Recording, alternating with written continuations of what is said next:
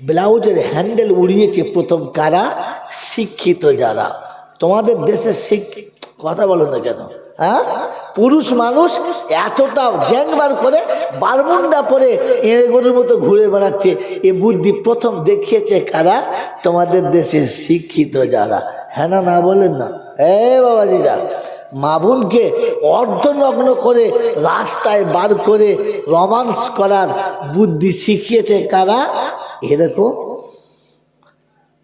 আমার বন্ধু, আমার আল্লাহ ভাইরা, আপনার বিদ্যে বেড়েছে, বুদ্ধি বেড়েছে, জ্ঞান বাড়ে নাই। জ্ঞান বাড়লে স্ত্রীকে পর্দাতে রাখতেন, আপনি স্ত্রীকে সাজাতেন। মা বোনের সাজতে বারণ নেই, মেকআপ করতে বারণ নেই, কিন্তু মেকআপটা অনলি ফর স্বামীর জন্য করা যায় ছিল। আজ তো মেকআপ স্বামীর জন্য করে না, শুধু খদ্দের ধরার জন্য করে। এমন সেজে বেরোবে, আই বড় ছেলে তো দূরের কথা, বুড়োরা চিন্তা করবে সিজন চলে গেছে রে, সিজন মাল বুঝতে পেরেছে কি বুঝলে?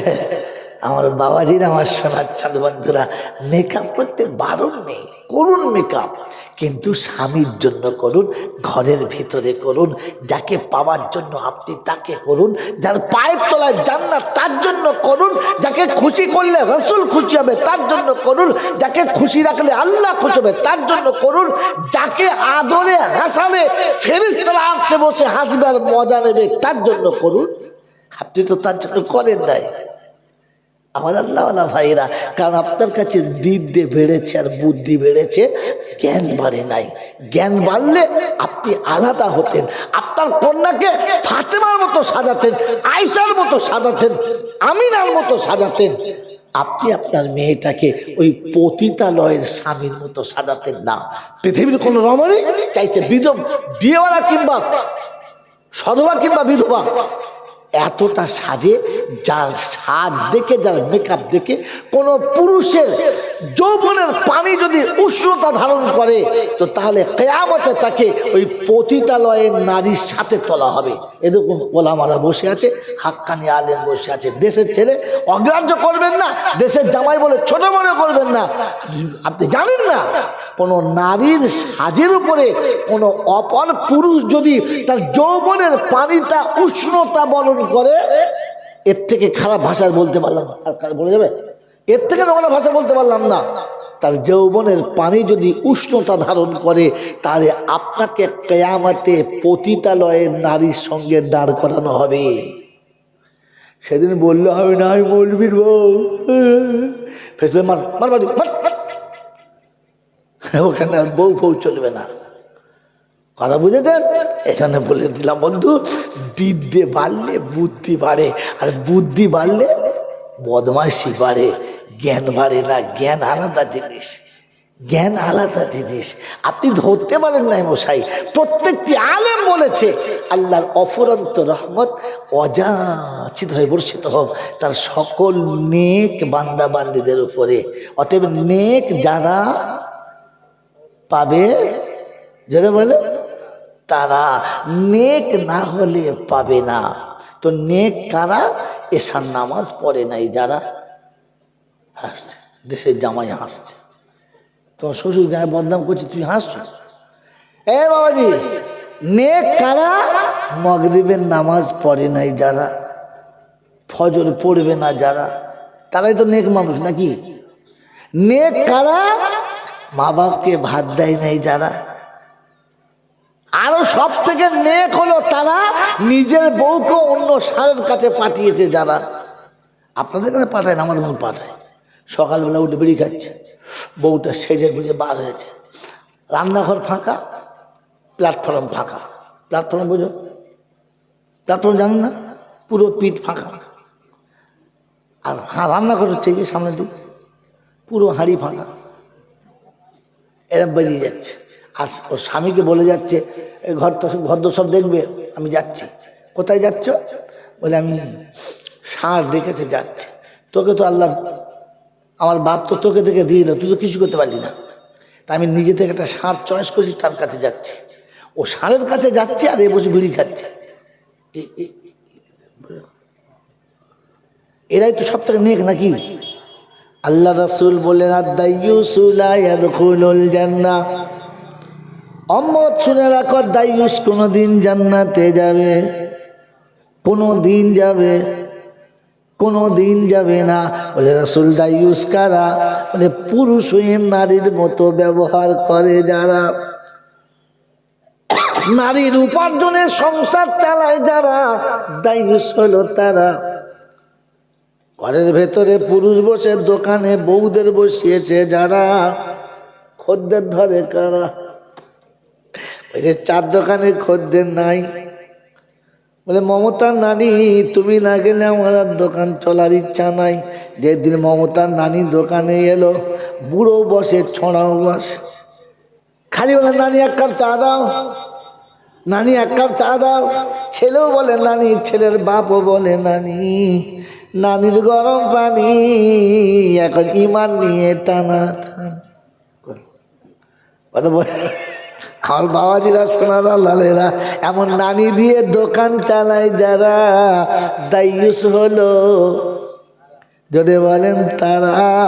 এরকম মজলিসে বললেন নেকি পাবে ওরা, কথা বোকা কোথাকার। প্রত্যেক আলেম বলেছেন নেক যারা পাবে তারা। বললে মৌলবী ছাঁটলে কেন? বলে আমি শহীদুল আবেদিন ছাঁটি নাই রে, বিশ্ব নবী জনাবে মুহাম্মাদুর রাসূলুল্লাহ সাল্লাল্লাহু তাআলা আলাইহি ওয়াসাল্লাম ছেটেছেন। শুনিয়ে দিচ্ছি, শুনে নেন। বলে পৃথিবীতে মার থেকে কেউ বেশি ভালোবাসে? জোরে বলেন, বাসে না?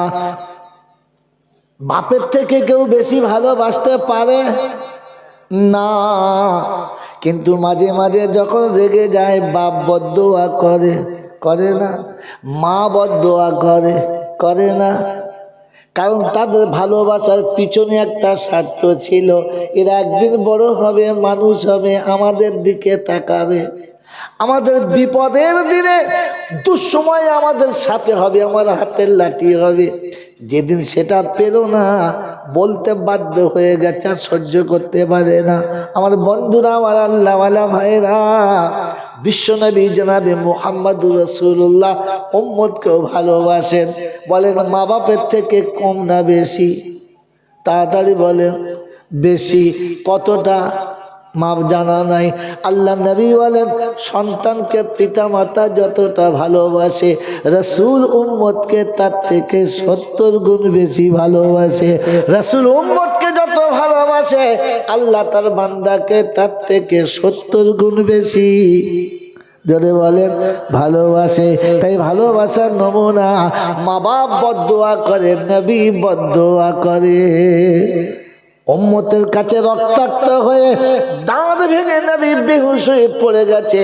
ফেরেশতারা আসমানে চিৎকার মেরে কেঁদেছে আর বলেছে, রব্বানা, তোমার হাবিবের এমনি অত্যাচার হবে, তুমি কি প্রতিবাদ করবে না? তো আল্লাহ বলে, ফেরেশতারা রে, যে মার খাচ্ছে সে কথা বলে না, মুখ খোলে না, পাঠাবো কাকে? তাকে মুখটা খুলতে দে। বলে হাবিব অভিমান করে মুখটা খুলবে না, তাই বলে কি তুমি প্রতিবাদ করবে না? আল্লাহ বলে, ফেরেশতা তুই যা, তোর যা মন যায় তাই কর। জিবরাইল এসেছে, মিকাইল, ইসরাফিল এসেছে। আল্লাহ নবীকে তন্দাচ্ছন্ন অবস্থায় পেয়ে ঘুম ভাঙাচ্ছে, মুখের এই নরম মাংসটা রাসূলের পদতলে দিয়ে ঘষণ দেয়। ঠান্ডা লেগে নবীর চোখটা খোলে, জিবরাইল দেখে সালাম দেয়, আসসালামু আলাইকুম ইয়া রাসূলুল্লাহ ইয়া হাবিবাল্লাহ। ওয়া আলাইকুম আসসালাম ইয়া আখি জিবরাইল। এখানে বসে ব্যাপারটা কি? বলে ব্যাপার তো আপনার কাছে আমি বলবো কি, আসমানে ফয়সালা বন্ধ হয়ে গেছে, আব ফয়সালা জমিনে নেমেছে। এতদিন আল্লাহর ফয়সালা নবীদের কাছে শুনিয়েছি, আজ নবীর ফয়সালা আল্লাহর কাছে শোনাবো। হাবিব আপনি বলুন। উম্মতের অত্যাচার দেখে ফেরেশতারাও পর্যন্ত একেবারে রেগে লাল হয়ে আছে। মিকাইল আছে, ইসরাফিল আছে, রক্তমুখ হয়ে আছে। নবী খালি মুখটা খুলতে দেরি, দুনিয়াবাসীকে এমন ধুনে দেবো, কিয়ামত পর্যন্ত কেউ চিহ্ন খুঁজে পাবে না। ওরা দাঁড়িয়ে আছে, আমি এসেছি, বলেন আপনি কি চাইছেন? বলছে আল্লাহ কি শোনাচ্ছে? বলছে আল্লাহ শুনিয়ে দিয়েছে, হাবিব যা বলবে জিবরাইল তাই করবি। বললে হবে? বললে হ্যাঁ। সত্যি বলছো? বললে হ্যাঁ। আমি যা বলবো আল্লাহ দেবে? বললে হ্যাঁ। জিবরাইল তবে হাত তোলো। আমি হাত তুলেছি, আমি চাইবো তুমি আমিন বলবে। ইসরাফিল মিকাইল পিছনে বসে আছেন, মনে মনে করছে রব্বানা, নবী দোয়া করতে দেরি, আমি ধুনতে দেরি করব। আগে তায়েফের মানুষদেরকে ধুনে দেবো, তারপরে আমিন বলবো।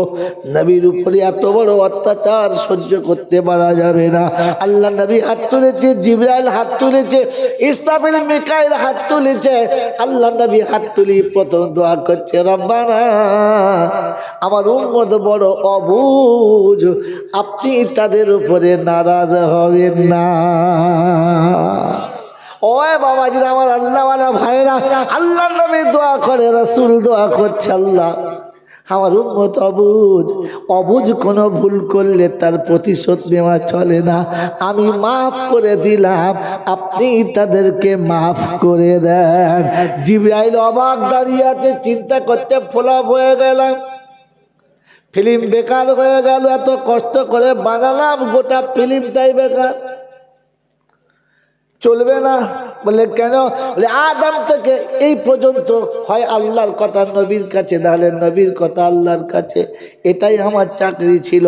আজকের ওখান থেকে খালি এলাম, এখান থেকে খালি যাওয়ার পারমিশন পেলাম, আমার আসা যাওয়াটাই বেকার হয়ে গেল। আমার আল্লাহ পাক হচ্ছে হাবিব। আর জিবরাইল যে হাবিব এত বড় অত্যাচার সহ্য করে উম্মতকে ক্ষমা করে দিতে পারে, ওকে দূরে থেকে দেখে জান ভরে না, একটু কাছে এনে দেখলে তবে জানটা ভরে। সুবহানাল্লাহ। এই উম্মতে মুহাম্মাদি আমার নবীর মেরাজে যাওয়ার জন্য এটা একটা কারণ। নবীর মেরাজে যাওয়ার 52টা কারণ করা বললাম, 52টার মধ্যে একটা হলো এইটা যে আমার নবীকে মেরাজে নিয়ে যাওয়ার, এটা একটা কারণ। আর একটা কারণ শুনিয়ে দেবো, 52 দুটো মোটামুটি শুনিয়ে দিই, তাহলে জানটা ভরবে।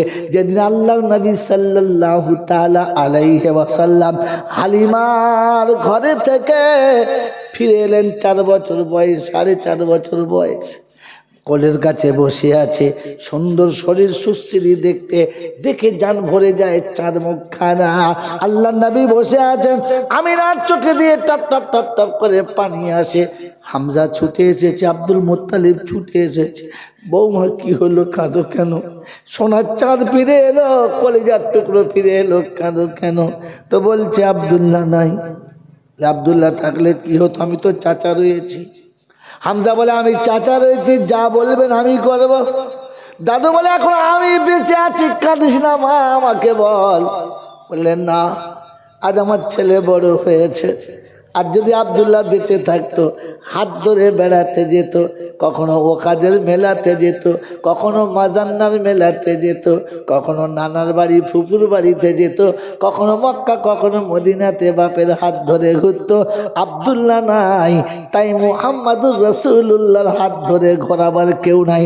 আল্লাহ পাক বলে আমিনা কাঁদিস না রে, আমিনা কাঁদিস না, আমার সঙ্গে শুধু নবী সম্পর্ক না, আমার সঙ্গে হাবিব আর মাহবুবের সম্পর্ক, সময়টা হতে দে। আব্দুল্লাহ নিয়ে গেলে কত দূর নিয়ে যেত, মদিনার অলিতে গলিতে, মক্কার অলিতে গলিতে, ওকাদার মাজান্নার মেলাতে, নানা দাদার ফুপুর বাড়িতে বেড়াতে, শুধু সময় হতে দে। আমি না, আমার হাবিবকে আমি জিবরাইলের হাত ধরে আমার কাছে আনবো, বরাকে চড়াবো, প্রথম আসমান থেকে সপ্তম আসমানে নেব, সিদরাতুল মুনতাহাতে নেব, আমার পাশে বসাবো, জান্নাত জাহান্নাম সব দেখাবো, কাছে বসিয়ে নবীকে জান ভরে দেখে বিদায় দেব। মেরাজে যাওয়ার এটা একটা কারণ। আমার বাবাজির, আমার সোনার চাঁদ বন্ধুরা, কি দুপতা কার কাছে পড়েছেন আর কি জলসা শুনে ভুলে গেছেন। যদি রাসূলের জীবনী শুনতে চান তাহলে আলেম ওলামাদের পাশে বসে কিছু হাদিয়া দেন, আর মাঝে মাঝে বলেন হুজুর নবীর জীবনের কিছু আকর্ষণীয় গল্প আমাদের শোনান। 43তম নবী দিবস, চিন্তা করছি সালা আমি কোথায় ধরবো, 43টা পেরিয়ে গেছে।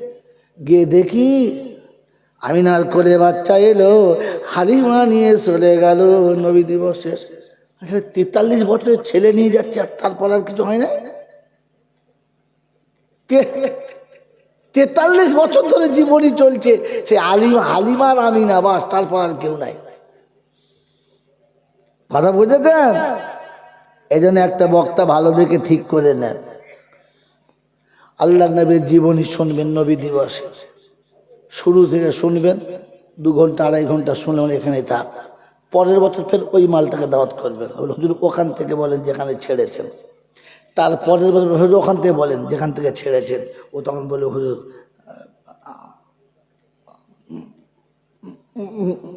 তখন বুঝ ধরে মাল পাল্টাতে চাচ্ছে। কথা বুঝেছেন? আমার রাসূলের জীবনী, হায় হায় হায় হায়। একটা বইয়ের নাম বলছি, বইটা পড়বেন। অনেক জীবনী আছে বাংলায় লেখা, ওগুলো পড়েছে। একটা বইয়ের নাম বলছি আর রাহিকুল মাখতুম। এটাই রাসূলের সব থেকে গ্রহণযোগ্য এবং সর্ববিদিতভাবে স্বীকৃতি পেয়েছে। এর থেকে ভালো জীবনী হয় না। বইটার নাম হলো আর রাহিকুল মাখতুম। মেরে মোহতরম দোস্ত বুজুর্গ, বইটা কিনবেন, পড়বেন, আবার রাসূলের জীবনী শুনবেন। কাকে বলে রাসূলের জীবনী?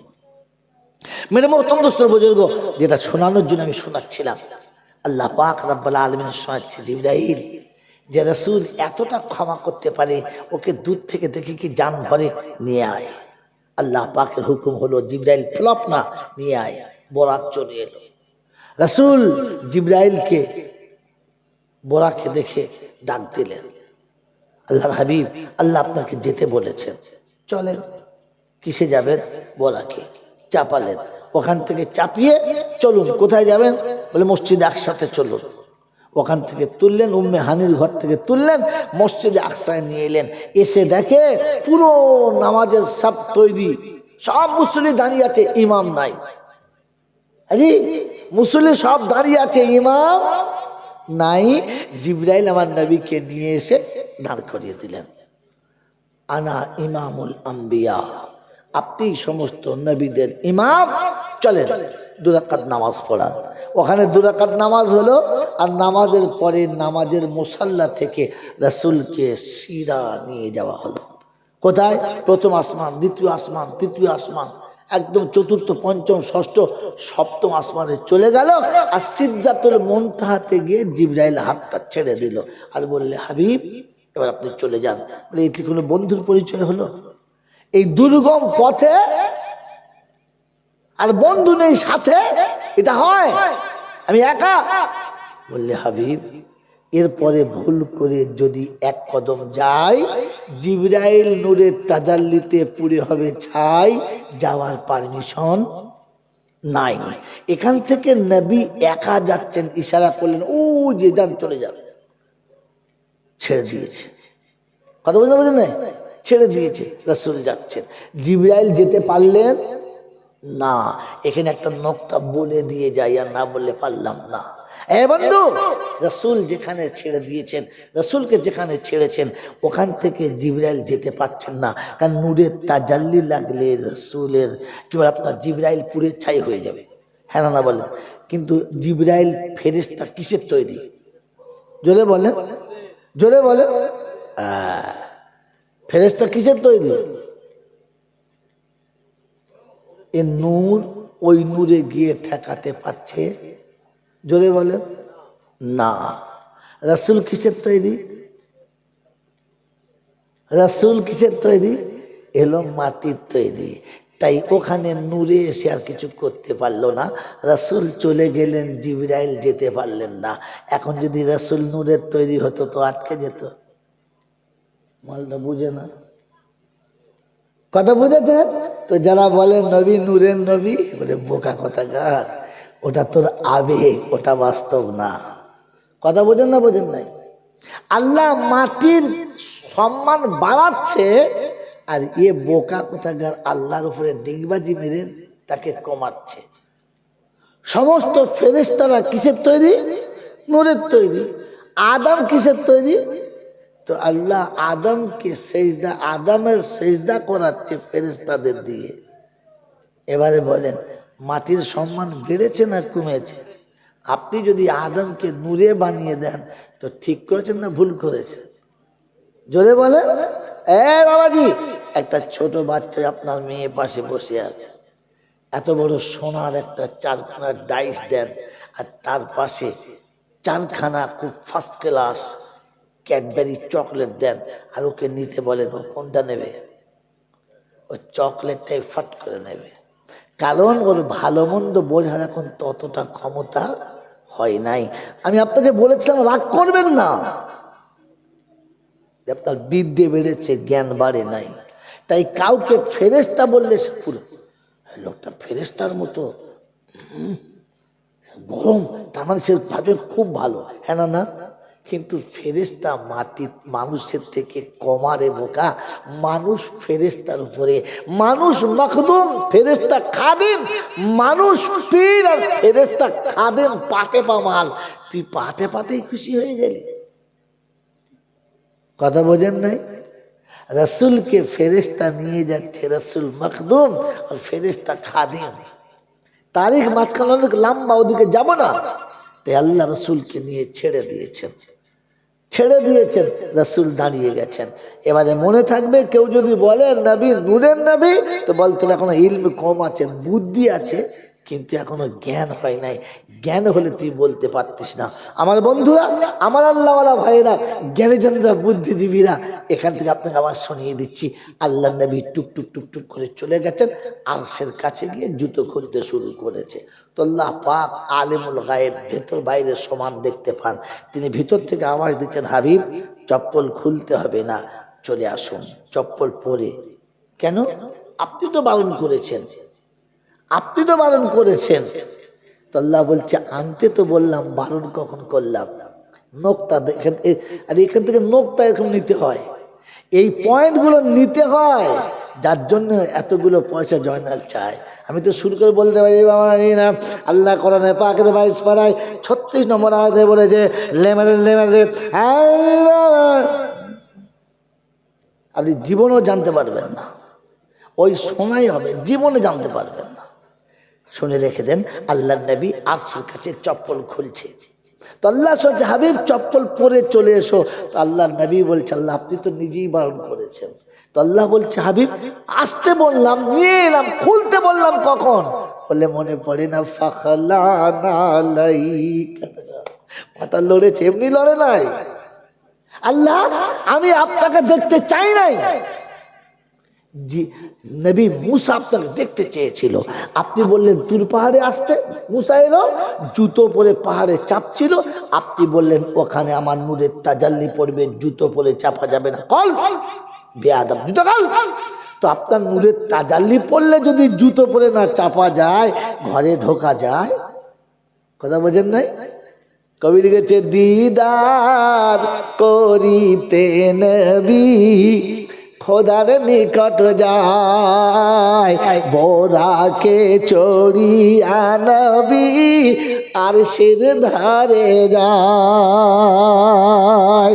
যখন গেলেন আরশের ধারে, বলেন খোদা নবীজি রে, যখন গেলেন আরশের ধারে, বলেন খোদা নবীজি রে, পায়ের জুতা সহ করে আমার আরশ আয়, দিদার করিতে নবী খোদার নিকট যায়।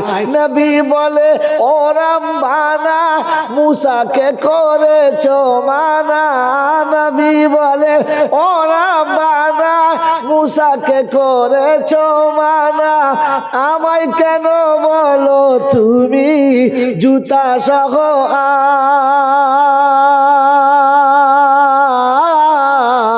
দিদার করিতে নবী খোদার নিকট যায়, বোরাকে চড়িয়া নবী আরশের ধারে যায়।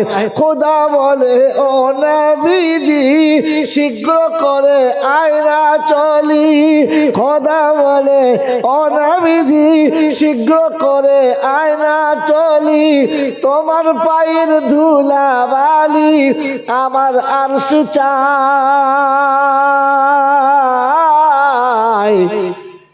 দিদার করিতে নবী খোদার নিকট যায়, বোরাকে চড়িয়া নবী আরশের ধারে যায়। আপনার আমার তো তাল থাকে না, কথা বলছেন না, হোঁচট খেয়ে মাল চলে যাচ্ছে। তাকিয়ে দেখে না পিছনে কি আছে, সামনে কি আছে। রাসূল আরশের কাছে চলে গেছে, আল্লাহর দরবারে চলে গেছে, আরশে ইলাহিতে দিদারের সময় হয়ে গেছে। তখনও তার লিখেছে জুতো পরে না, জুতো খুলে যেতে হবে। আল্লাহ শোনাচ্ছে, হাবিব আমি মুসাকে দেখতে চাই নাই, মুসা আমাকে দেখতে চেয়েছে, তাই জুতো খুলতে বলেছি। তুমি আমাকে দেখতে চাও নাই, আমি তোমাকে দেখতে চেয়েছি, তাই জুতো খুলতে হবে না, চলে এসো, চলে এসো। যে পদধূলিতে মক্কার অলিতে গলিতে উম্মতের জন্য তুমি দড়া লাগিয়েছো, তোমার এই পায়ের ধুলোটা আমার কাছে খুব প্রয়োজন আছে। ওই ধুলোটা আমার আরশে জমা রেখে যাও। আমার বন্ধুরা, আমার আল্লাহওয়ালা ভাইয়েরা, ধুলোর দাম আছে, ধুলোর দাম আছে না নাই? জোরে বলেন। দোকান যদি সত্যি দোকান হয়, দোকানের ধুলোটাও বিক্রি হয়, হয় না? হয় না? হ্যাঁ, দুই বন্ধু বসে বসে বিড়ি খাচ্ছে। একজন এসেছে, ভাই ধুলো কত দেবেন? বলছে ধুলো কই? বলে বস্তায়। বলে হ্যাঁ, কত দেবেন? কতই নিবি বল? বলছে কত? 7,500 দেবো। 7,500 টাকা, 1 লাখের বেশি দাম। বলছে কি যে করো, ই চিন্তা করছি, সারা ধুলো 60,000 দেয় নাই, আমাকে যদি বলে চলো একবার। কি বলেন জি? খুব চিন্তা করছে। তারপরে ওর সামনে 80,000 টাকায় বিক্রি হয়ে গেছে। এ বিড়ি খাওয়া বাদ দেবার চলে এসে, এসে প্রতিদিন দোকান ঝাড় দেয় আর ধুলো রাখে। কি বুঝলেন? কথা বলছেন না? একেবারে বছরের শেষে মোটামুটি একটা হবে। ধুলো এলাকা ডেকেছে, ধুলো কিনবি? বলে হ্যাঁ চলে নিয়ে গেছে। কত নিবি? তো ধুলো কই? বলি এই তো একটা দেখেছি, কতই বল? বলছে দেবো না, তোকে একটা বিড়ি দিচ্ছি, খা, ফেলে দিয়া। কি আশ্চর্য, তুই সেদিন কিনলি? বললে হ্যাঁ ধুলো কিনেছিলাম, কিন্তু এ ধুলো নয়। কি জি? ওটা ছিল সোনার দোকানের ধুলো, ওটা হীরার দোকানের ধুলো। ওই ধুলোর ভেতরে কিছু মাল ছিল। তো এখানে কি আছে আমার বন্ধু? তাহলে দোকান যদি দোকান হয়, ধুলোরও দাম হয়। ধুলো যদি নিতে হয়, বাপের পায়ের তলার ধুলো মাথায় ঘষেলে। এই হারামি, হতচ্ছাড়া, নালায়েক, নিরীহ মূর্খ জানোয়ার বাপের পায়ের ধুলো নেয় নাই, ওর হায়ার করা হ্যাঁ হারামি বাবা এসে পার তলায় শুয়ে পড়ছে। ফেরেশতা বলছে ঝাঁটা খেকো, ওটা সবজির দোকানে ধুলো রে। কি বলেছে? এই সবজির দোকানে ধুলে দাম হয়? আরে ধুলো যদি নিতে হয়, মায়ের পায়ের তলায় নে, মায়ের পায়ের তলা শুয়ে দে মাকে, মায়ের পা দুটো টিপে দে, আর মাঝে মাঝে পারলে জিভ দিয়ে মায়ের পাটা চেটেলে। তোর কলেরা হলে ভেবে হতে হবে, ভেতরে কোনো পাথর হলে ভেবে হতে হবে, মায়ের পায়ের ধুলো ভেতরে পড়ে আছে। মন থাকবেন চাল্লা? এ বাবাজিরা, যদি দুরারোগ্য রোগ থেকে বাঁচতে চান, একটা ওষুধ বলে যাচ্ছি, খাবেন, পয়সা লাগবে না, 1 টাকাও দিতে হবে না, কিন্তু ওষুধটা বলে দিচ্ছি। যত রকমের দুরারোগ্য, যে রোগগুলো সহজে সারে না, এরকম রোগ আপনার হবে না। একটা ওষুধ বলে দিচ্ছি, খাবেন? গাছড়া ওষুধ খাবেন ইনশাল্লাহ? হ্যাঁ না বলে না? খাবেন তো? হাত তোলেন, কে কে খাবেন দেখলি। পয়সা লাগবে না, কত পয়সা লাগবে না, হাত তোলেন কে খাবেন। রাখেন হাত, রাখেন। যদি বাড়িতে বাপ মা বেঁচে থাকে, বাপ মার পাতে ভাত দেবে, তরকারি দেবে, নেবো না দুটো লে দেবেন, দেবেন। আর দেখি আর খাবো না বাবা, বললুম পারবো না খেতে, চলে যাবে। বাপ উঠে গেলে এই বাপের রেখে যাওয়া বাসনের ভাতটা একটু ভালো করে চেটে খেয়ে এলিস। এর থেকে ভালো ওষুধ পৃথিবীতে আর কিচ্ছু নাই। মা খেয়ে উঠে গেলে মায়ের ওই বাসনে দুটো ভাত নিস, বেবিকে বলিস আমাকে অন্য বাসনে দিতে হবে না, মায়ের বাসনে দে। মা খেয়ে উঠে গেছে, ধুস না, অতি দে। ওই বাসনের ভাতটা খেয়ে চেটে খেয়ে নিস। আল্লাহর কসম করে বলছি, তোর ভেতরে কোনো দুরারোগ্য রোগ হওয়ার আগে তাকে ভাবতে হবে যে মায়ের মুখের উচ্ছিষ্ট বাচ্চার পেটে রয়েছে, ভাবতে হবে তাকে। সারা জীবন তোকে তোর মা খেতে চাস না, জোর করে দিয়েছে, আর তুই না খেলে মা খেয়ে নিয়েছে। আজ মায়ের পাতে কোনদিন জোর করে দিয়ে তুই খেয়েছিস? তুই মনে হয় মায়ের ছেলে, মনে হয় তোকে? বোকা কোথাকার, আমার জলসা সব ভুলে যাস, এই নোকতাটা মনে করে নিয়ে বাড়ি যাস। যদি মা বাপ না থাকে তার কাল সকালে ফজরের নামাজ পড়ে, বেনামাজি নয়, কাল সকালে ফজরের নামাজ পড়ে একটু মায়ের কবরের কাছে পায়ের কাছে যাস, একটু বসিস, বসে কবরের কাছে পায়ের দিকে হাত বুলিয়ে দিয়ে বলিস, মা ঘুমাচ্ছিস? তুই আমাকে ছেড়ে চলে এসেছিস, আমি তোকে ভুলে যাই নাই। তুই আমাকে ছেড়ে চলে এসেছিস, আমি তোকে ভুলে যাই নাই। আজ বছরের প্রথম দিনে কত বাচ্চা কত জায়গায় ফাংশন, কত জায়গাতে খেলায় মেলায় চলে গেছে, আমি তোর অবুঝ সন্তান তোর পার কাছে এসেছি, তুই আমার জন্য দোয়া করিস। আমি তোর পা টিপতে পারি নাই, তোর কাছে বসতে পারি নাই, আজ তোর কবরের কাছে বসেছি। মায়ের রুটা আল্লাহর আরশের কাছে যাবে আর বলবে, আল্লাহ আমার বাচ্চা বুঝতে পেরে এসেছে, আমি মা সহ্য করতে পারি নাই, মাফ করে দিয়েছি। রব্বে জুল জালাল বলে, ফেরেশতাকে বলে দে, ওর আসার আগে আমি আল্লাহ ওকে আর ওর বাচ্চা দুটোকেই মাফ করে দিয়েছি, দুটোকেই মাফ করে দিয়েছি।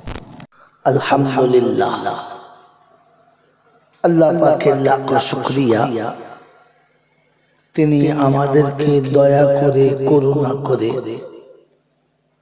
কর্মবহুল পৃথিবীর কর্মক্লান্ত হতে নিষ্কৃতি দিয়ে ভালোবাসার মানুষগুলোকে ত্যাগ করে আরামের শয্যাকে বর্জন করে শয়তানের মুখে চুনকালি মাখিয়ে ফেরেশতাদের সাথে বন্ধুত্ব রেখে জান্নাতের বাগানে আসার বসার বলার ও শোনার সুযোগ পেলাম, আর এটাকে সদ্ব্যবহার করতে পারলাম।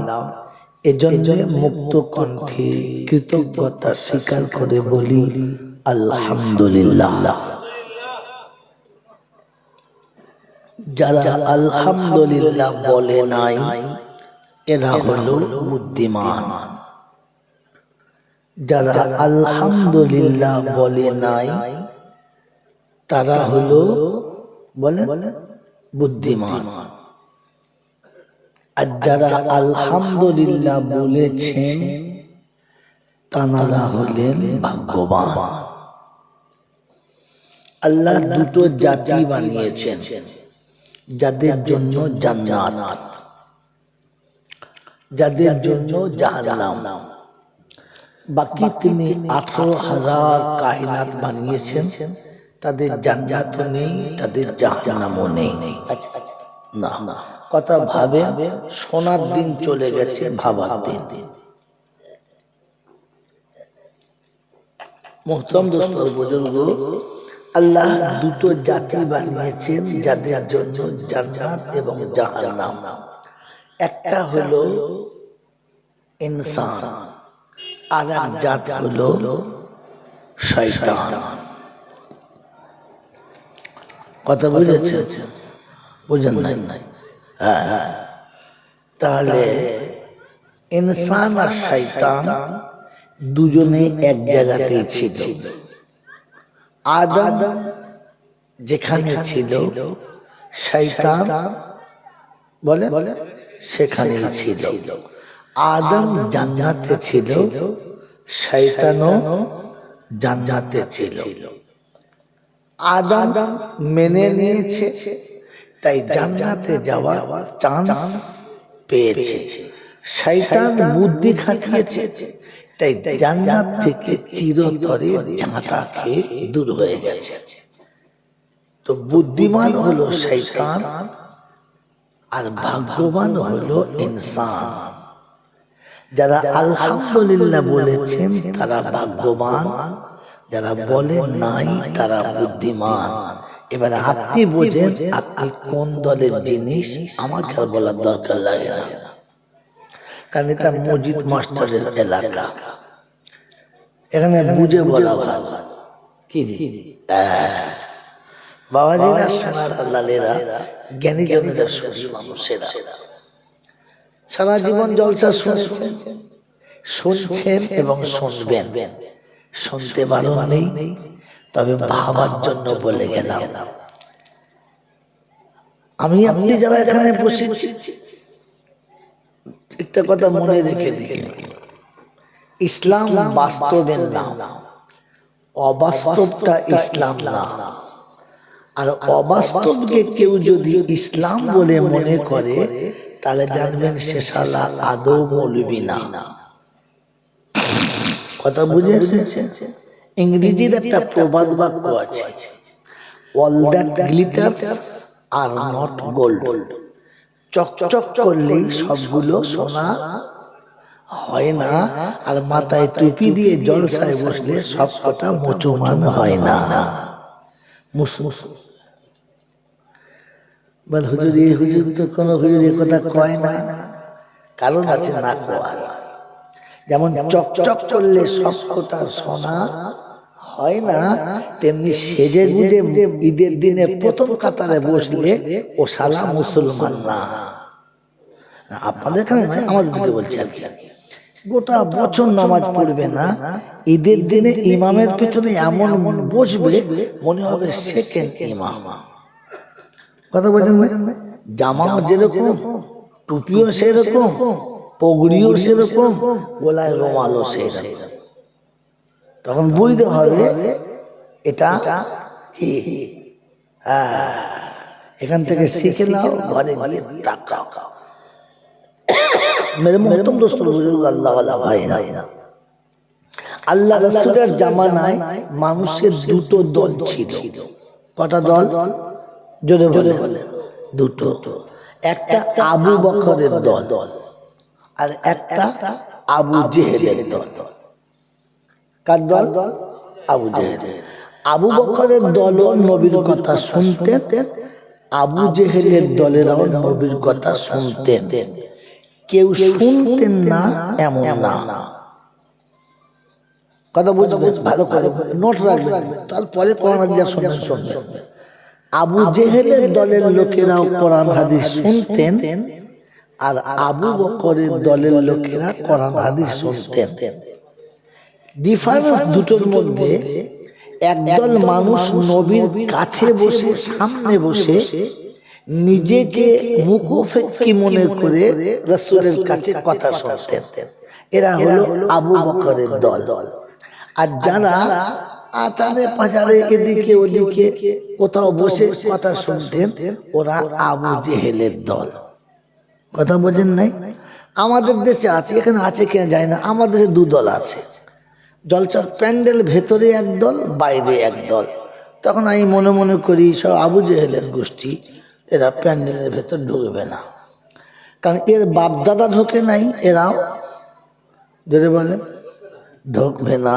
তখন বুঝতে হবে এ পাক্কা জাহান্নামী মাল, জান্নাতে যাবে। এদের আর একটা কোয়ালিটি আছে, সেটা কি জানেন?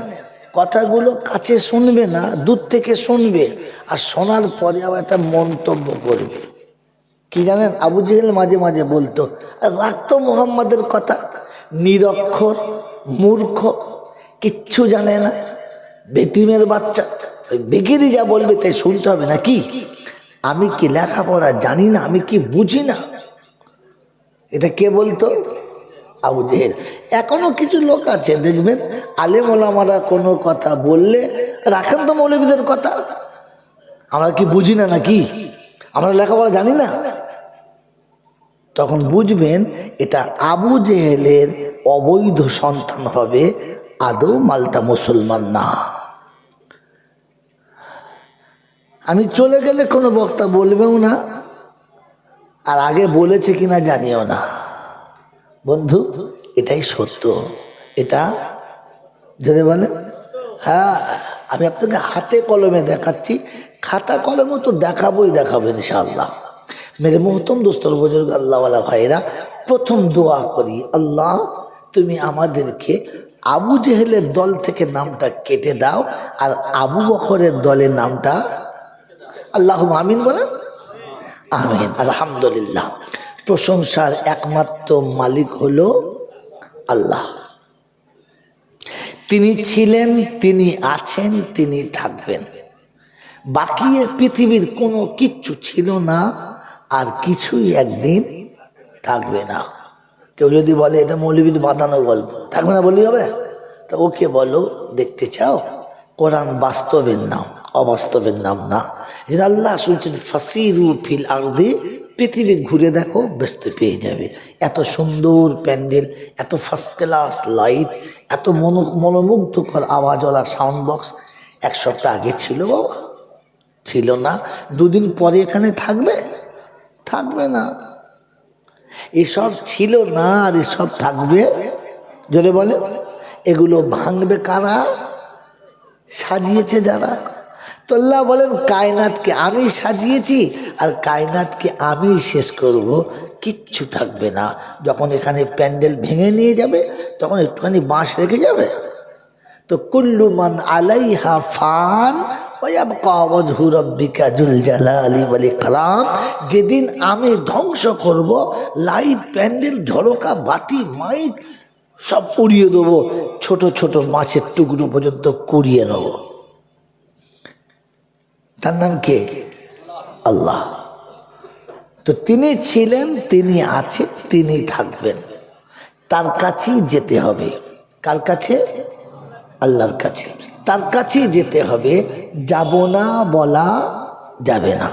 আমার সময় মতো সব গুছিয়ে নিয়ে যাব, হবে না। আর তার কাছে যাওয়ার পরে যে ফসকে পালিয়ে আসবো, আজ পর্যন্ত কেউ আসে নাই, আর কিয়ামত পর্যন্ত কেউ আসবে। এই ক্ষমতার যিনি একাই মালিক, তিনি কে? আল্লাহ। তার কাছে যাওয়ার পরে লাঠি বল, পাটি বল, দল বল, বিদ্যে বল, বুদ্ধি বল, অর্থ বল, জনবল, মনোবল, বুকের বল, কোমরের বল।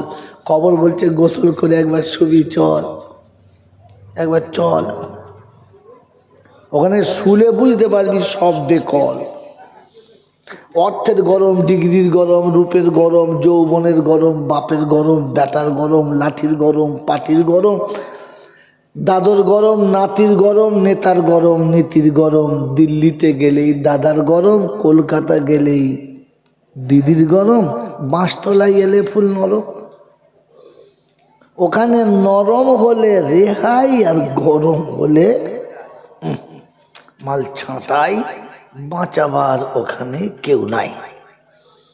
মেরে মহতম দোস্তর বুজুর্গ আল্লাহওয়ালা ভাইরা, এই ক্ষমতার যিনি একাই মালিক, তিনি হলেন আল্লাহ।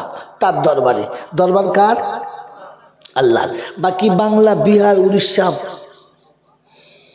বুঝতে পারছেন না?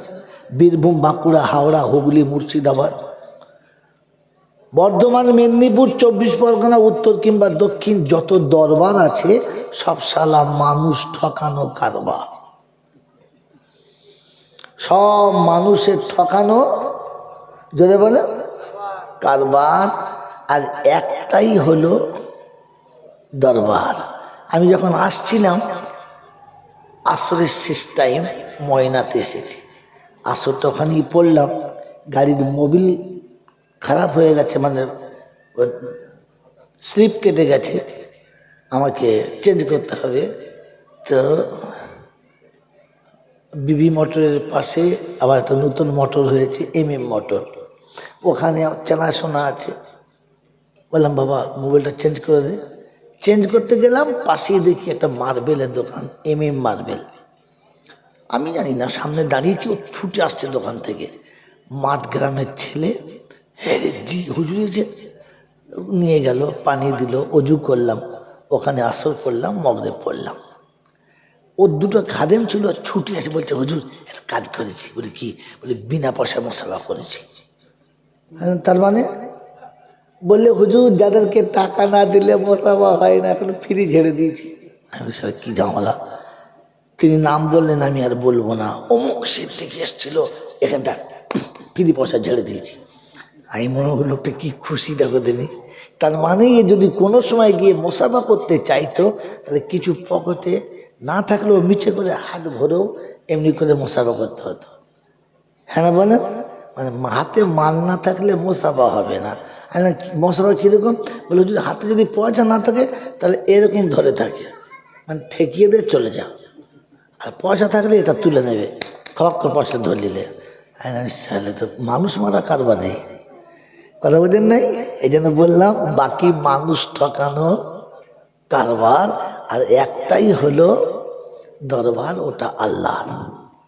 তার দরবারে কানা খোঁড়া সাদা কালো দেশি বিদেশি, আমাদের ওদের, এ দলের ও দলের, হাফেজ সাহেব, মোল সাহেব, পীর সাহেব, ফকির সাহেব, ডাক্তার মাস্টার, শিক্ষিত মূর্খ, ধনী গরিব, চাষা ভূষক, কানা কুঁজো, অচল সচল, দুর্বল সবল, মরলে সব এক দল। মরলে কদল, তো বেকার দল করে কি করবি বল? আজান হচ্ছে মসজিদে, চল একটাই দল। হানাফি, সাফি, মালিকি, হাম্বালি, কাদরিয়া, চিস্তিয়া, মোজাদ্দেদিয়া, নকশবন্দিয়া, দেওবন্দ, ফুরপুরা, তবলিগ, হিজবুল্লাহ, আদানগাছি, হাক্কানি, কাদিয়ানি, তালতলা, নারকোলডাঙ্গা, পাথরচাবড়ি, পিয়ারডাঙ্গা, মরলেই কবরডাঙ্গা, আর তো কোনো ডাঙ্গা নাই। হিন্দু, মুসলমান, জৈন, খ্রিস্টান, বেঈমান, নাফরমান, মরার পরে সব সমান সমান, তখন একটাই নাম। মসজিদের ইমাম মরুক আর মন্দিরের বামন মরুক, দুটো নামই লাশ। দুটো নাম কি? লাশ। মসজিদের মোতোয়াল্লি মরুক আর মদ খেয়ে মাতাল মরুক, ডোম কিংবা সাঁওতাল মরুক, দুটো নাম কি? লাশ। ফেরেশতা বলে যখন যাচ্ছিস তখন যা, তবে যাবার সময় দেখে যাস, শ্মশানে যাস আর কবরে যাস, যেখানে যাস যাস, কিন্তু দেখে যাস আগে চলে গেছে আচাচা বাঁশ। যদি বা কাজ কাম ভালো থাকে তাহলে যাস, আর তা নাহলে ঢুকলি বাঁশ। কি বুঝলে? চিতায় সুচ আর কবরে শুলি বাঁশ। দেখেন নাই? আপনি দেখেন নাই, আমি দেখেছি। ছোটবেলায় হিন্দু গ্রামে আমাদের বাস, অর্ধেক হিন্দু অর্ধেক মুসলমান, হিন্দু বেশি মুসলমান কম। মরেছে, পড়াচ্ছে, ছোট ছেলে প্যান্ট পরে চলে গেছে, দেখি তলায় আগুন দিচ্ছে, ভালো করে পুড়ছে, ওপরের কাফনটা পুড়ে গেল, গোটা শরীর উলঙ্গ হয়ে গেল, নারী হোক আর পুরুষ হোক, আস্তাগফিরুল্লাহ, পুরোটা পুড়ে গেল। এবার স্বাভাবিক মানুষ পুড়ে গেলে তার মাংস বা তার শিরাগুলো খেঁচবে তো, যদি একটু চিনি করে খেঁচেছে তখন এক বোতল মদ ফটফট করে খেয়ে নেবে, পাশে লাঠি আছে বাম করে মারলে বলে শালা দামও পেয়েছে, মার বাড়ি। এক তো মরেছে, আগুনে পড়ছে, আবার এক মাসের বাড়ি দাম করে চালিয়ে দিলে। আমি মনে মনে করছি সর্বনাশ, মোরাটাকে মারছে। বলছে না, ওর এই সময় মনে হচ্ছে আবার কিছু হয়েছে। আমি চিন্তা করছি ঠিকই বলেছে, আগে থেকে বাঁশ রেডি আছে, তা আমার ফাটা বাঁশ, বুঝতে পারছেন না? সেজন্য মেরে মোহতম দোস্তর বুজুর্গ চিন্তা করছে আল্লাহ, ওপরে যদি এরকম বাঁশ হয় ভেতরে কীরকম, ওই একই মাল, কথা বোঝেন নাই? এই জন্যে মেরে মোহতম দোস্তর বুজুর্গ, যদি আমল টামল ভালো থাকে তাহলে যাস, আর তা নাহলে শুলে যেটা বলে এই ক্ষমতার যিনি একাই মালিক তিনি কে? ভেবে বলবেন তিনি কে? এই আল্লাহকে বিশ্বাস করেন? ভেবে বলবেন বিশ্বাস করেন? এতক্ষণ আমার স্নেহের কালিমুল্লাহ না, হ্যাঁ আমার খুব ভালোবাসে, হুজুর আপনার নকল করে কর, দমে কর। মর্তজা মরে গেছে, শালা একটা মর্তজা নাই, আছে নাই? তবে জয়নাল মরে যাবার আগে 20টা জয়নাল তৈরি করে দিয়ে যাচ্ছে, কোনো শালা কামড়াতে গেলে ভাবতে হবে তোর 20টা ছানা আছে, ছিঁড়ে খেয়ে নেবে। কি বললেন? হাবিবুল্লাহ, আব্দুল মতিন, কালিমুল্লাহ, মতিয়ার রহমান, সিরাজ, ওই কি বল আপনার দক্ষিণ 24 পরগনা ওই এর কাছে আছে শফিকুল ইসলাম, মানে এক একটা মনে হয় যেন সারা সেকেন্ড জয়নাল, আবু সাইদ, সাইদ হাসান, কত নেবেন আপনি? একটা চলে যাবে, কিন্তু কি বলেন জি, এমন ডালপালা ছিটিয়ে রেখেছি, যে জেলাতে যাবেন কমপক্ষে এক হাতটা আমার বিকল্প পাওয়া কি যাবে না, যাবে না? অতএব সাবধান, কিছু বলার আগে ভাবতে হবে। এই আমি অনুমতি দিচ্ছি, ফুল চালা। আরে বোকা কথা গেল, যদি আমার মতো নকল করে কারো 2000 টাকা হয়, আমার ক্ষতি কোথায়? হোক না তার 2000, কথা বলেন নাই? হ্যাঁ, আল্লাহ দিচ্ছে, আমি বাধা দেবার কে? সেজন্য মেরে মহতম দোস্ত বুজুর্গ ঠান্ডা মাথায় শুনে রাখেন। এতক্ষণ শুনছিলেন তো বলেন আল্লাহর উপরে বিশ্বাস আছে? কার কার আছে হাত তোলেন আমার সাথে, জলসা শুরু করব। আচ্ছা, হাত যে তুললেন এটা বুঝে তুললেন না আমার কথা শুনে তুললেন? যদি বলেন বুঝে তুলেছেন, সত্যি বুঝে তুলেছেন? হ্যাঁ না বলেন, বুঝে তুলেছেন তো? এই ছেলেটা চালাক আছে, চিন্তা করে দেখি কি বলে। হ্যাঁ, তার হাত তুলে দিয়েছে, এখন চিন্তা করছে হ্যাঁ বলবো না বলবো। দেখুন আমি যা কথা বলছি মা বোন সব শুনছে, আপনারাও শুনছেন, ভাবেন বসে বসে। বলেন কোনো মেয়ে আপনার বড় হয়েছে, 16 থেকে 18 পা দিয়েছে, 18 থেকে 19 ক্রস করছে, বাপের রাতের ঘুম শেষ, সর্বনাশ, কয় বিয়ে দেবো, কী করে বিয়ে দেবো? এবারে চিন্তা করছে, ছেলে খুঁজছে, খুঁজতে খুঁজতে একটা ছেলে পছন্দ,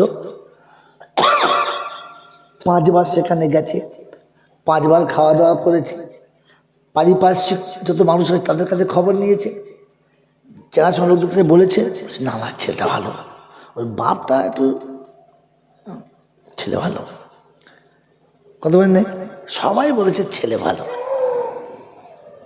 এই শুনে বুঝে দেখে মেয়েটার বিয়ে দিয়েছে। বিয়ে দেওয়ার 2 বছর পরে একটা বাচ্চা, আবার পরে পেটে আর একটা বাচ্চা, কিন্তু ভিতরে সংসারে অশান্তি এমন আস্তে আস্তে দানা বাঁধতে বাঁধতে বেড়ে গেছে যে মেয়ে সহ্য করতে না পেরে পেটে একটা হাতে একটা, দুটোকে নিয়ে বাপের বাড়ি চলে গেছে। খুব কাঁদছে, নানি বলছে কি হয়েছে? বলছে না কিছু হয়নি। কাঁদছিস কেন? পরে বলবো। কান্না শেষ, পরে জিজ্ঞেস কি হয়েছে বল? বলছে আমি যাবো না। কেন? বলছে আমি যাবো না, আমার ওখানে খুব কষ্ট হচ্ছে, আমি ওখানে থাকতে পারবো না। হ্যাঁ যাবি না মানে? চল দিয়ে আসি। তো বলছে নানি অনেকদিন নানা মরে গেছে, তুই যা, আমি আর যাবো না। কি তোর নাচ জামার ঘর তুই কর, আমি আর যাবো না। বুঝা দে শয়তান মেয়ে ছেলে, ওর কথা বলে। আমি তো বলছি তো মালটা ভালো না। বলছে ভালো না, তুই ভালো না। যাই নানি নাতনি যা ঝগড়াঝাটি হয়েছে, ওর মা বলছে কি হয়েছে? বলছে আমি যাবো না। কেন বল? বলছে মোটেই তো জামাই ভালো না, কোনো মতে ভালো না। আমি আর 5টা বছর চেষ্টা করতে করতে অতিষ্ঠ হয়ে গেছি, আর পারি নাই, চলে এসছি। ওর মা বলছে দেখ পেটে বাচ্চা, হাতে একটা বাচ্চা, এরকম কথা বলতে আছে, যা। তো বলছে মা দেখ এরপরে জোর করে যদি পাঠাস তাহলে হয় বিষ খাবো, নাহলে গোলায় দড়ি দেবো, তখন যেন বলিস না, কাঁদিস না। মা দেখেছি পাঠানো যাবে না, বহুবার বুঝিয়েছে, শোনে নাই। কথাটা অবশ্যই বাপের কানে চলে গেছে। বাপ কোলের কাছে বসে গায়ে মাথায় হাত বুলিয়ে খুব আদর করে বোঝাচ্ছে মা দেখ বিয়ের আগে অনেক দেখে শুনে দিয়েছি, তোকে বিয়ে দেবো বলে কত জায়গায় গেছি, কিন্তু দুর্ভাগ্য আমার, তোর নয় আমার, এর পাল্লায় পড়েছি। সবগুলোকে সরিয়েছি, এটা মনে করছি ভালো হবে, খুব বুঝে সুঝে তবে দিয়েছি। এখন কি করবো, মাত্র তকদির। বিয়ের পরে 2 বছর 4 বছর তো ভালো ছিল, এখন কি করব? একটু চেষ্টা কর, ধৈর্য ধর। তোর পেটে একটা বাচ্চা রয়েছে, তোর হাতে একটা বাচ্চা রয়েছে, এই বাচ্চাগুলো একদিন বড় হবে, তোর সুখে সংসার হবে, দুঃখ থাকবে না। আমি বলছি তুই ধৈর্য ধর, আমি তোর বাপ তোর জন্য দোয়া করছি, তোর কপালে সুখ হবে। তোর অসুবিধা আমাকে বলিস, বাকিটা আমি তোর পিছন থেকে সাহায্য করব, তুই ছেড়ে পালাবে কথা বলিস না। যা স্বামীর ঘরে যা। যাবার সময় মা যাচ্ছে, চোখের পানিতে বুক ভাসাচ্ছে, মেয়ে যাচ্ছে, বাপও কাঁদছে, মাও কাঁদছে, আবার বুঝিয়ে বলছে মা যা, আমি 2 দিন বাদেই যাব, যা যা, আমি গিয়ে বুঝাবো। মেরে মহতম দোস্তর বুজুর্গ, এই যে বুঝিয়ে মেয়েটাকে সান্ত্বনা দিয়ে স্বামীর বাড়ি পাঠিয়েছেন, কাজটা ভালো করেছেন না খারাপ করেছেন? ভালো। এই কাজটা ভালো কাজ না খারাপ কাজ? যদি বলেন খুব ভালো কাজ, আলহামদুলিল্লাহ, আপনাদের কথায় আমি খুশি। কিন্তু আপনার ছেলে যেদিন 22 থেকে 24 বছর বয়স হলো, কিংবা 26 বয়স হলো, কুমড়োর মতো স্বাস্থ্য, চিন্তা করছে একবার এর পাঁচির টপকাচ্ছে, একবার আম গাছের ডালাতে ঝাম মারছে, না এ করলে হবে না, বেঁধে দিতে হবে। দেখে শুনে ভালো মন্দ বুঝিয়ে ওই রকম বেশ চয়েস করে একটা মেয়ে বিয়ে দিয়েছে। একটা বাচ্চা হয়েছে তারও। একটা বাচ্চা যেমনি হলো, দুজনের মধ্যে বাদে গোলমাল শুরু হলো, ঠোকাঠুকি ঠোকাঠুকি। যখন গোলমাল শুরু হচ্ছে, শাশুড়ির একবার রেগে মোরকের মতো ফোঁপাচ্ছে, আর শ্বশুর শিয়ালের মতো দম নিচ্ছে, খালি অজাত করে নিচ্ছি, কুচাত করে ঢুকিয়েছি, যেমন যাই বলছে। এদের মহতম দোস্তর বুজুর্গ, এক সময় ছেলে বলেই ফেললো, তোমরা কি এনেছো নিয়ে নাও, যাও। তোর বাপ তখন বলছে, তুই তাড়িয়ে দে ঘর থেকে, দূর করে দে, ঝাঁটা মেরে বার করে দে, আমি আবার তোকে বিয়ে দেবো, যা, সহ্য করা যাচ্ছে না। ওর মা বলছে, তুই এখনো তালাস নাই, দূর করে ঝাঁটা মেরে তাড়িয়ে দে, আবার তোকে বিয়ে দেবো। একবারও ভেবে দেখলেন না, বউটার কোলে যে বাচ্চাটা ওটা তোমার, পেটে যে বাচ্চাটা সেটা তোমার, তোমাদের বাপ দাদার উত্তরসূরি হিসেবে ওরা। তোমাদের নাম চিরতরে দুনিয়া থেকে মুছে যদি না দিতে চাও, তাহলে ওই বাচ্চা দুটোকে তোমার বাঁচাতে হবে। ওই বাচ্চা দুটো তার কোলে রয়েছে, আর তুমি তাকে ঘর থেকে তাড়িয়ে দিচ্ছ। নির্মম ইতিহাস তোমার কাছে শোনাচ্ছি। তোমার মেয়েটা যখন কষ্ট পাচ্ছিল, তুমি বুঝিয়ে তাকে স্বামীর ঘরে পাঠালে, কিন্তু যখন বৌমাটা কোনো ভুল করেছে, তখন ছেলেটাকে বুঝিয়ে বলতে পারলে না যে আব্বা, তোর বাচ্চা ওর কোলে রয়েছে, ও চলে গেলে কিন্তু বাচ্চাটাও চলে যাবে, তোকে বাপ বলার কেউ থাকবে না, আমাকে দাদু বলে গলা ধরার কেউ থাকবে না, অতএব তুই ধৈর্য ধর। আমি তো ভালো বাড়ি দেখেই তোকে মেয়েটা বিয়ে দিয়েছিলাম, কিন্তু অজাত খারাপ হয়েছে তো কি করব, তুই একটু চেষ্টা কর, একটু ধৈর্য ধর, একদিন ওর সংসারে ওই মনের জ্বালা ফিরবে, তোকে ভালোবাসবে, তোর সংসার করবে, তোর বাচ্চারা বড় হলে তোকে আব্বা বলে মেনে নেবে, তুই চুপ কর, তোর সুখ ফিরে আসবে। কোনদিন ছেলেটাকে বলেছেন? বলেছেন? তাহলে আপনি যে বললেন আমি আল্লাহকে ভালোবাসি, আল্লাহকে বিশ্বাস করি বললেন, যে বিশ্বাস মেয়েটার বেলা ছিল, ছেলেটার বেলা কি করে বিশ্বাসটা হারিয়ে গেল? কেন বুঝালেন না? এরপরে আপনাকে মানুষ বলতে হবে? হিংস্র পশুর থেকেও তো খারাপ কাজ করলেন। হ্যাঁ, পরের মেয়েটা কেঁদে বাবার বাড়ি যাচ্ছে, এটা মানলাম, কিন্তু তার কোলের সন্তানটা কার?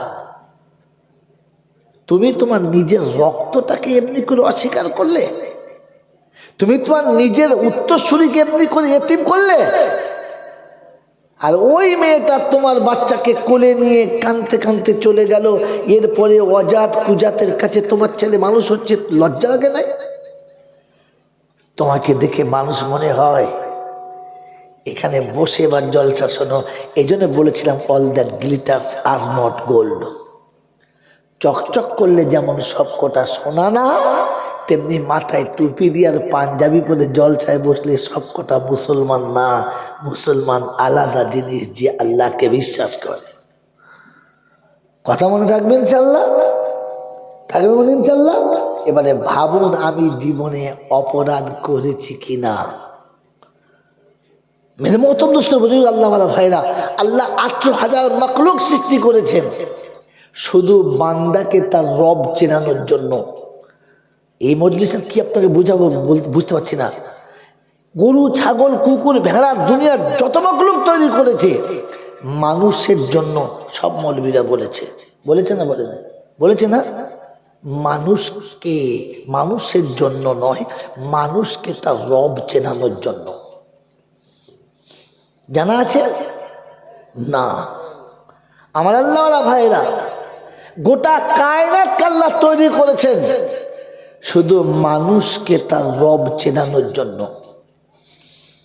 আর একটা কথা বলে দিচ্ছি, একজন মানুষ নামাজে যতগুলো হালাত থাকে, পৃথিবীর সমস্ত মখলুক ওই 3 হালাতে বানানো আছে। কেউ কিয়ামে, কেউ রুকুতে, কেউ সেজদাতে, কেউ আত্তাহিয়াতে। এই 4টে সূরাতে গোটা দুনিয়া সাজানো। আপনাকে বোঝানোর সময় লাগলে অন্য সময়, আর এই মজলিসে বোঝানো মানে আমার বোকা ছাড়া কিচ্ছু নয়। তবু শুনিয়ে দিচ্ছি, শুনে রেখে দেন। এটা মানুষকে রব চেনানোর জন্য। আল্লাহ রাব্বুল আলামিন শোনাচ্ছে, যদি দাস হতে চাও আর বান্দা হতে চাও, তাহলে কুকুরকে পাশে নিয়ে বান্দা হওয়ার জন্য তৈরি হও।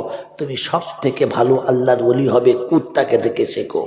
খেতে পাক আর না পাক, তুমি তাকে কিছু বলো আর নাই বলো, সে ভুল করুক আর না করুক, যখন ছুটে তোমার কাছে আসবে, কিংবা তুমি যখন তাকে ডাকবে সে ছুটে তোমার কাছে আসবে, আসার পরে তার হালাতটা দেখো, সে নিজেকে অপরাধীর মতো কেমন মাথাটা নিচু করে আর লেজটাকে হেলায় আর নিজেকে প্রমাণ করে, প্রভু কৃতদাস এসেছে, ভুল হলে শাস্তি দাও, তোমার হুকুম আমাকে বলো, আমি তৈরি। হ্যাঁ না বলে মেরে মতন দোস্ত বুজুর্গ, একটা কুকুর তার মালিক ডাকলে ছুটে এসে সে যতটা নিজেকে মালিকের সামনে ধরে, আমি সারা জীবন অপরাধ করে কোনো দিন আল্লাহর ঘরে ঢুকে ওই রকম অপরাধীর মতো নিজেকে বসিয়েছি? বলেন বসিয়েছি? বরং মসজিদে গিয়ে জমিদারের বাচ্চা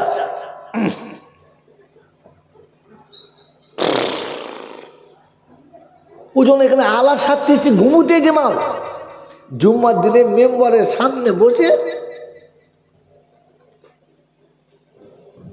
উল্টে পড়ে গেল। ওরা জিজ্ঞাসা করছে, চাচা ঘুমোচ্ছ? বলে না ঘুমোই নাই। এদিকে লাল পরে সামনে লুঙ্গি অর্ধেক ভিজে গেছে। ওই চাচা কি হলো? হারামটা কখন পড়ে? ওর মুখে কি পড়েছে? কথা বল। হারাম পড়েছে। কি পড়েছে? কথা বল। ও নিজেই তো বলেছে যে হারামটা কখন যে পড়লো। হলারটা কার? যার মুখের হলার থেকে হারাম পড়ছে, ও মালটা কি? সেটা কথা বলার সঙ্গে ভেবে বলা যাবে বলছি কি। সেই জন্য মেরে মহতম দোস্তর বুজুর্গ, আল্লাহ পাক আপনাকে আমাকে ভাবার তৌফিক দান করুক, বলুন আমিন। আল্লাহকে বিশ্বাস করার তৌফিক দান করুক, আমিন। কারণ এতক্ষণ কালিমুল্লাহ যত কোরআন হাদিস শুনিয়েছে, এই সমস্ত সব কিছু আল্লাহ ইমানদারদের জন্য বলেছে, অন্য কারোর জন্য নয়, সবার জন্য নয়, তিনি ইমানদারদের জন্য শুনিয়েছেন। আমার আল্লাহ ওয়ালা ভাইরা, তাই শোনাচ্ছিলাম প্রশংসার একমাত্র মালিককে আল্লাহ। ঠিক তারপরেই শতকোটি দরুদ ও সালাম বর্ষিত হোক আমার আপনার নবী, তাজদারে মদিনা, সরওয়ারে কায়নাইন, ফখরে দুজাহান, ইমামুল আম্বিয়া, খাতিমুন নবিয়িন, আশিকুল আরিফিন, শফিয়ে মুজনবিন, আনিসুল গরিবিন, আশিকুল মুরাদিন, রাহমাতাল লিল আলামিন, জনাবে মুহাম্মদুর রাসূলুল্লাহ সাল্লাল্লাহু তাআলা আলাইহি ওয়াসাল্লামের উপরে যেন অক্লান্ত মেহনতের বাতাউলাতে, মাতৃভূমি ত্যাগ করার উসিলায়, পেটে পাথর বাঁধার দরুন দান্দানে মোবারক শহীদ করার ফলশ্রুতিতে ইসলামের মতো সুশীতল ছায়াতে আমি আপনি মাথা গুঁজতে পেরেছি, তা নাহলে পারতাম না সেই নবীর। সেই সাথে আল্লাহর অফুরন্ত রহমত ওয়াজাআত বর্ষিত হোক তার সকল নেক বান্দা ও বান্দিদের উপরে, সকলে বলি আল্লাহুম্মা আমিন। সারা জীবন জলসা শুনছেন আর তাতে শুনেছেন এরকম পবিত্র মজলিসে, জান্নাতের বাগানে যারা অল্প সময় বসে গেছে কিংবা কোনো কারণেই পাশ দিয়ে যেতে গিয়ে খানিকক্ষণ দাঁড়িয়ে গেছে, আল্লাহ তাদের জীবনের গুনাহ মাফ করে দিয়েছে। সুবহানাল্লাহ। তার মানে বিশ্বাস করেছেন? হ্যাঁ না বলে কথা বলে, হ্যাঁ না। এই যে কথাটা শুনেছেন সবার মাফ করে দিয়েছে, এই কথাটা সত্য? একদম সত্য নয়। এই কথাটা একদম সত্য নয়। আপনি না বুঝে সুবহানাল্লাহ বলেছেন, আর অবুঝের সুবহানাল্লাহর কোনো দাম নেই। অবুঝের সুবহানাল্লাহর কোনো দাম নেই। কোন বক্তা যদি বলে থাকে সবার গুনাহ মাফ হয়ে গেছে, তাহলে জানবেন ওটা বস্তা মাল, আদৌ বক্তা নাই, ওটা বস্তা। 5টা বক্তার কাছে কিছু মাল নিজের বস্তায় ঢুকিয়ে রেখেছে, মাঝে মাঝে ফরাম করে বার করছে, দেখাচ্ছে, আর এ মনে মনে করছে মারাত্মক বক্তা। ওর নিজস্ব মাল কিচ্ছু নাই, থাকলে ওইটা বলতো না। কারণ আলেমরা সত্য বলেছে, আপনি বুঝতে পারেন নাই, আপনি না বুঝে সুবহানাল্লাহ বলেছেন। এতদিন ওলামারা যা বলেছে কথা বুঝতে পেরেছেন না? অসম্ভব, আপনি বুঝতে পারেন নাই, কারণ আপনার কাছে বোঝার মতো সেই জ্ঞানটা নাই। আমি চলে গেলে শাসনের অনেক শিক্ষিত মানুষ আছে, বলবে, চলপুরের লোকেরা বলবে ফুটনি মৌলবি জানালে কারণ ওই একাই বোঝা, আমরা বুঝি না। আপনার কাছে বোঝার মতো জ্ঞান নেই। আপনি শিক্ষিত হতে পারেন, MA pass, BA pass, MCom, BEd, professor, editor, barrister, অনেক কিছু হতে পারে, কিন্তু তাতে আপনার জ্ঞান বাড়ে নাই। দুনিয়ার যত শিক্ষা শিখেছেন এটা হচ্ছে বিদ্যা। বিদ্যা শিখলে বুদ্ধি বাড়ে, বুদ্ধি বাড়লে বদমাশি করা যায়, জ্ঞানী হওয়া যায় না। ইলমে শিখলে জ্ঞান আসে, আর জ্ঞান বাড়লে গুণ বাড়ে। আপনি এতদিন বিদ্যা আর ইলমের তফাৎ জানতেন না, জানতেন জানতেন জানতেন না। বিদ্যা আলাদা, ইলম আলাদা। বিদ্যা বাড়লে বুদ্ধি বাড়ে, আর বুদ্ধি বাড়লে বদমাশি বাড়ে, মানুষ হয় না। তার নমুনা বলে দিচ্ছি, শোনেন মেরে মোহতম দোস্তর বুজুর্গ। আপনাদের দেশে রান্না বান্নাতে ডালে কিংবা গোশে একটা পাতা দেয়, কি পাতা বলে? তেজপাতা। এটা দিলে খাবারের স্বাদ বাড়ে, একটা সেন্ট বাড়ে, হ্যাঁ না বলে? কিন্তু কেউ খায় কি করে? চুষে, শুধু ফেলে দেয়, চুষে ফেলে দেয়, চুষে ফেলে দেয়। মেরে মোহতম দোস্তর বুজুর্গ, নারীর ইজ্জত হলো সোনার মতো খাঁটি, জান্নাতের নিয়ামত। এই নারীর ইজ্জতটাকে তেজপাতার মতো চুষে ফেলে দিয়েছে তারা, শিক্ষায় শিক্ষিত যারা, বুদ্ধি বেড়েছে যারা। তার নমুনা আমার সঙ্গে চলেন। আমার বায়ানের পরে, আমার বায়ানের পরে রাত 12টার পরে, আজকে হচ্ছে 31, আজকে যাবে বাচ্চাদের আঝোড়া মাস। যৌবন নিয়ে নারী যাবে, আর মা হয়ে সকালে ঘরে আসবে। যৌবন নিয়ে পুরুষ যাবে, আর তোমরা হেলে গরু হয়ে ঘরে ঢুকবে। সুস্থ যাবে, আর মাতাল হয়ে বাড়ি ফিরবে। আজকে রাতে যে যতটা কাপড় খুলতে পারবে, সে ততটা ভাইরাল হবে, হ্যাঁ না বলে? দেহের কাপড় খুলে উলঙ্গ হয় কারা? জানোয়াররা, মানুষ না, হ্যাঁ না বলে? কিন্তু শিক্ষায় বেশি শিক্ষিত যারা, আজ মদ ফ্রি পাবে তারা, মেয়ে ফ্রি পাবে তারা, চুষে সকালবেলা ফেলে দেবে তারা, তেজপাতার মতো নারীদের ব্যবহার করেছে যারা, বুদ্ধি বেশি পেয়েছে যারা। একটা আলেমকে দেখাতে পারবেন যে 1 জানুয়ারি পরের একটা মেয়ে নিয়ে গিয়ে গলা জড়িয়ে ধরে পার্কে ছবি তুলছে? পারবেন না, সম্ভব না। কারণ তার কাছে ইলম আছে, জ্ঞান আছে। সে জানে আমার মায়ের ইজ্জত যেমন, অন্যের মায়ের ইজ্জত তেমন, আমার বোনের ইজ্জত যেমন, অন্যের বোনের ইজ্জত তেমন। এর কাছে জ্ঞান আছে, ওর কাছে বুদ্ধি আছে, আর বুদ্ধিতে কায়দা করে ঘুরিয়েছে। এখন তো শিক্ষিত ছেলেরা, বুদ্ধিমানেরা কি বলে জানেন? সুদটা সুদ নয় তো, মোলছাপরা বোঝে না, ওটা হচ্ছে বেনিফিট। ওটা কি বলো? যেটা বলো বেনিফিট, লভ্যাংশ, ওটা খাওয়া চলে। আমি ওদের কি বলি জানেন? ছিল শুয়োরের পায়খানা, ওপরে চিনি ছড়িয়ে বলে দিলে খাস্তা গোজা খাও, লজ্জাও লাগে না। বিদ্যে বাড়লে বুদ্ধি বাড়ে, আর বুদ্ধি বাড়লে বদমাশি বাড়ে। নমুনা, ছোট সংসার সুখী সংসার, হিসাবটা বড় সোজা। ছোট সংসার সুখী সংসার, হিসাবটা বড় সোজা। আসবাবপত্র সব ফেলেছি, শুধু মা বাপ হয়েছে বোঝা। এ দুটোকে সোজা, হ্যাঁ না বলেন না? সব নেবে, মা বাপ নেবে, কারণ বুদ্ধি বেড়েছে। কথা বোঝেন নাই? জ্ঞান বাড়লে জানতো আমি জীবনে মক্কায় যেতে পারছি না, কিন্তু বাপের মুখের দিকে ভালো করে তাকালে হজের নেকি পাবো। আমি হাজি হয়ে কিয়ামতে উঠবো, তোর মতো হারামি হয়ে না। ওটা বাপের মুখের দিকে তাকালে।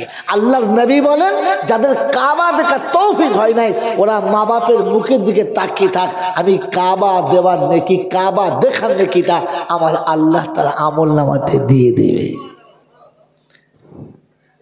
এটা যখন তার কাছে জ্ঞান থাকবে, বুঝতে পারবে, আর জ্ঞান না থাকলে বাপটাকে নিয়ে গোয়ালের গরুর মতো বৃদ্ধাশ্রমে বেঁধে দিয়ে চলে আসবে। এই বুদ্ধি পেয়েছে কারা? বিদ্যা শিখেছে যারা। বন্ধু, জ্ঞান মানে নাই, আপনার বিদ্যে বেড়েছে। তাই আপনার ঘরের মা বোনটাকে উলঙ্গ করে রাস্তায় ছেড়েছে।